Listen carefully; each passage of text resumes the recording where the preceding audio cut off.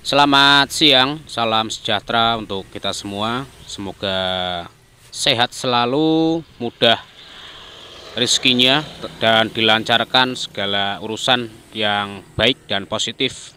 Unit Honda Vario, Vario Karbu 110.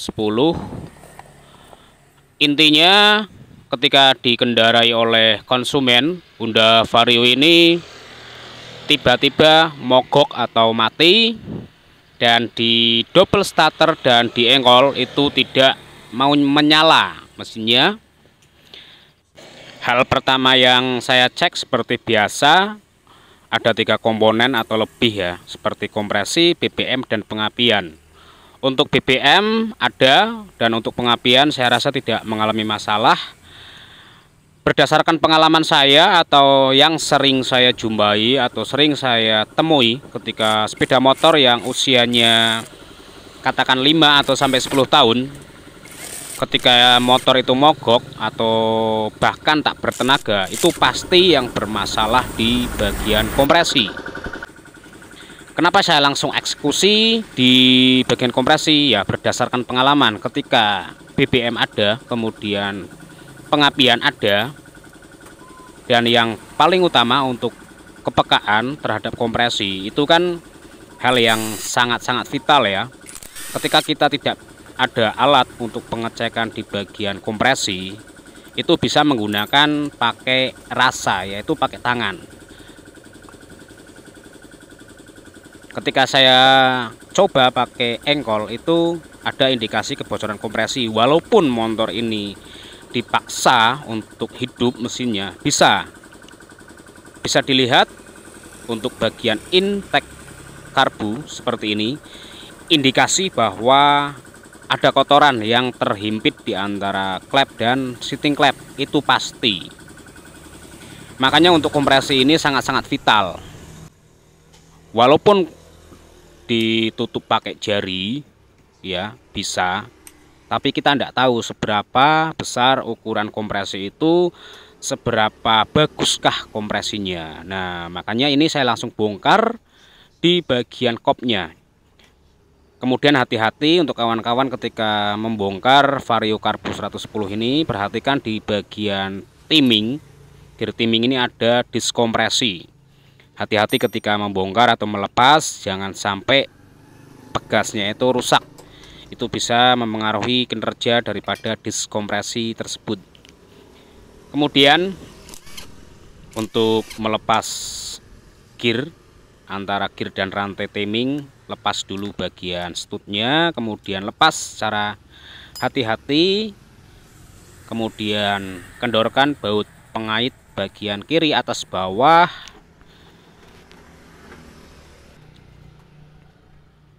Nah, kendorkan dulu bagian baut ini yang sebelah kiri. Kemudian ketika nanti melepas mur kop itu usahakan menyilang seperti huruf X. Ini lepas dulu atau kendorkan atas bawah. Kemudian kendorkan juga mur bagian kopnya atau headnya secara menyilang ya. Tujuannya itu biar tidak melengkung atau terjadi gaya tekan yang menyebabkan bagian puring ini melintir. Nah, usahakan menyilang seperti ini, kendorkan dahulu.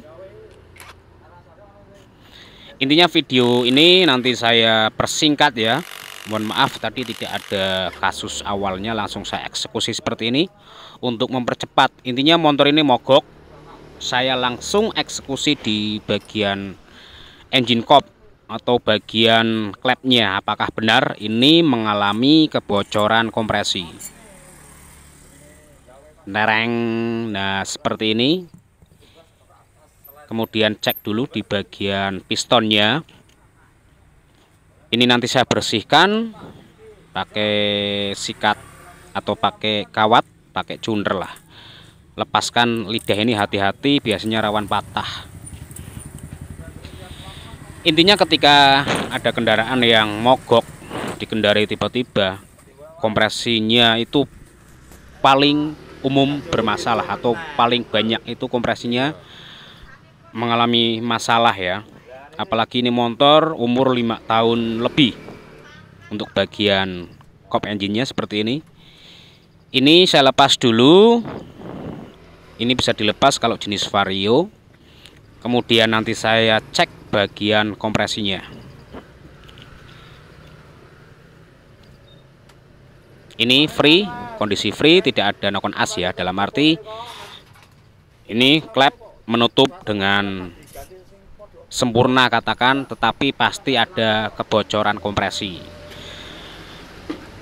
Bisa disimak untuk bagian ini ketika kita mengecek di bagian kompresi.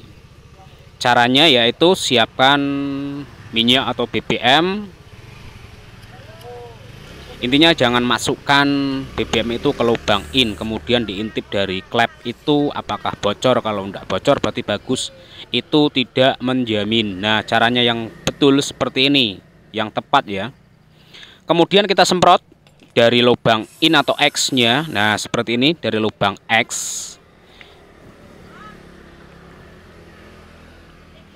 Nah, ini semprotkan dari lubang X dengan tekanan kompresor yang tinggi ya, 100 PSI atau berapa lah. Nah, ini bagian X tidak ada kebocoran. Nah, seperti yang saya bilang di awal, perhatikan, ini parah ya bocornya. Rata-rata atau kebanyakan motor di atas 5 tahun itu pasti kompresinya mengalami masalah. Pasti. Kenapa ya? Karena ada kotoran, kemudian sisa dari pembakaran yang tidak terbakar sempurna atau sisa oli yang terhimpit antara seating klep dan payung klep. Fix ini bocor. Bagian in, klep in mengalami kebocoran. Jadi tidak bisa ditolerir lagi kalau bagian in bocor ya sudah. Motor itu susah sekali untuk dihidupkan. Untuk X-nya tidak apa-apa atau tidak bocor lah. Jadi ada perbedaan ketika yang bocor in itu motor pasti susah dinyalakan. Kalau X yang bocor, motor itu kebanyakan berbet di RPM atas biasanya. Nah, kalau ngeceknya seperti ini, kemudian kita lihat dari payung klep apakah ada kebocoran atau tidak. Ini secara kasat mata tidak ada kebocoran. Ya, tidak ada kebocoran. Jadi jangan terpengaruh. Alangkah baiknya itu dicek pakai kompresor seperti tadi. Nah, seperti ini loh. Langsung dari lubang. Nah, kan ada kebocoran. Jadi kalau hanya dimasukkan dari lubang in kemudian kita intip, kita tidak tahu. Yang namanya kompresi kan kaitannya dengan tekanan ya, tekanan udara atau apa namanya, tekanan udara di dalam ruang yang tertekan. Ketika ada kompresi bocor ya berpengaruh. Jadi seperti ini ya, ketika saya menangani sebuah sepeda motor yang mogok, daripada motor ini saya servis, ia memang sembuh. Tetapi sembuhnya itu sembuh beberapa hari lah. Karena menurut konsumen motor ini sudah sering servis atau sering masuk bengkel ya, namun kan masalahnya tidak selesai. Nah, di tangan saya atau saya tangani ini, kemudian nanti di kemudian hari itu saya garansi selama 1 tahun. Ini pengecekan di bagian bos klep. Ini untuk klep X mengalami oblak atau longgar ya, space-nya bisa dari bos klep dan batang klep. Dan ini alangkah baiknya dilakukan penggantian bos klep. Kemudian untuk yang in bisa diperhatikan sama mengalami kelonggaran. Ini untuk bos klep dua-duanya wajib dilakukan penggantian. Kemudian di bagian seating klep ini ada kotoran yang terhimpit antara seating klep dan payung klep, ini yang menyebabkan kompresi tersebut bocor. Nah, ada kotoran ini di bagian payung klepnya bisa dilihat. Nah, ini di bagian yang bersih ini ya, yang putih, tapak antara payung klep dan seating klep ini ada kotoran yang terhimpit. Jadi ketika ini hanya diservis kemudian semprot cleaner karbu, masalah tidak selesai.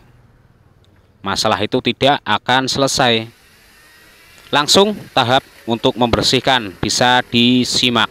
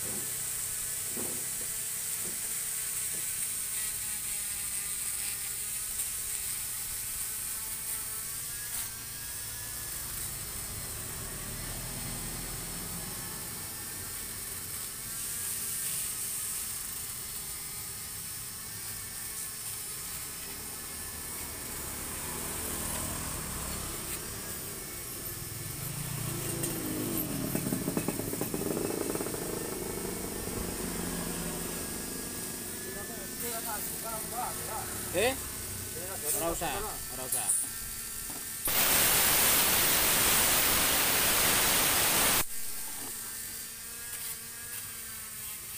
Bikin ini bae yo.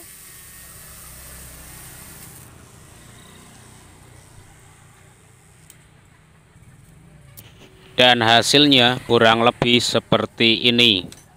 Ini bagian seher sudah saya bersihkan. Kemudian nanti lanjut ke bagian kop. Sama caranya dibersihkan seperti ini. Ini untuk efisien dan waktu ya, dalam arti untuk menghemat energi atau waktu ya, saya pakai Fortuner dengan pakai bekas kawat rem lah. Dalamannya itu saya potong sekitar 3 sentian lah, kemudian saya pasang di Fortuner. Tujuannya untuk mempercepat dan tidak membuat luka ya. Kalau pakai amplas bisa, namun terlalu lama dan hasilnya juga kurang maksimal. Nah, kemudian saya bersihkan seperti ini. Intinya saya fokus di internal engine-nya. Untuk eksternal itu nanti kewajiban konsumen lah untuk membersihkan atau mencuci di tempat cuci motor atau dibersihkan sendirilah di rumah. Intinya saya fokus di bagian internal engine. Tetap saya bersihkan secara maksimal sampai ke sela-selanya. Jadi seperti ini ketika saya melakukan motor atau servis ya, seperti ini. Ini bisa dikatakan ya tune up ya, membersihkan di bagian ruang pembakaran. Nah, ini kawan-kawan, saya itu pakai bekas kawat rem atau kawat kabel kopling. Saya potong sekitar 3 sentian lah. Nah, kemudian dimasukkan di bagian ujung Fortuner ini. Jadi lebih efisien, sama halnya dengan sikat kawat ya. Kalau ini kan bijian. Ketika terkoneksi dengan tuner itu berputar ya, sangat kencang sehingga mudah untuk membersihkan bagian kerak-kerak oli. Cukup simpel. Kalau tidak punya alat ya pakai manual, tidak apa-apa lah. Oke ya, lanjut ke bagian kop, membersihkan di bagian kop ini.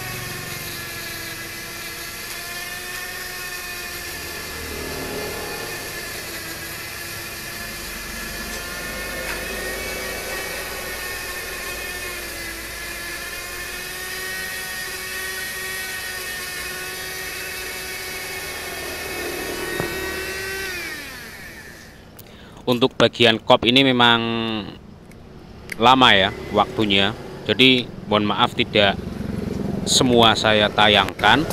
Intinya kawan-kawan paham cara membersihkannya itu ya seperti ini.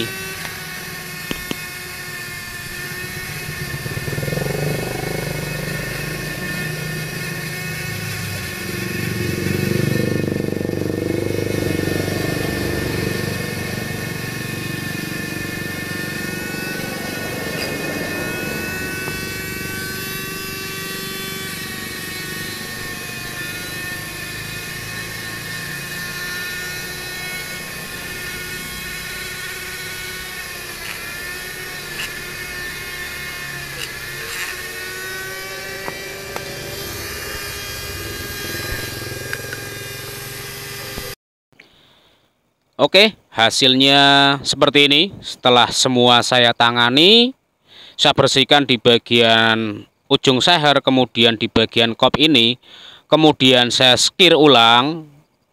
Hasilnya seperti ini. Ini nanti tinggal rakit, lanjut ke pengetesan test drive. Nanti lanjut ke tahap langsung pengetesan sepeda motornya ya. Intinya untuk perakitan tidak saya videokan, nanti langsung ke test drive bagaimana hasilnya dan seperti apa rasanya, kalau bisa bagaimana komentar daripada konsumen itu sendiri. Terima kasih. Next.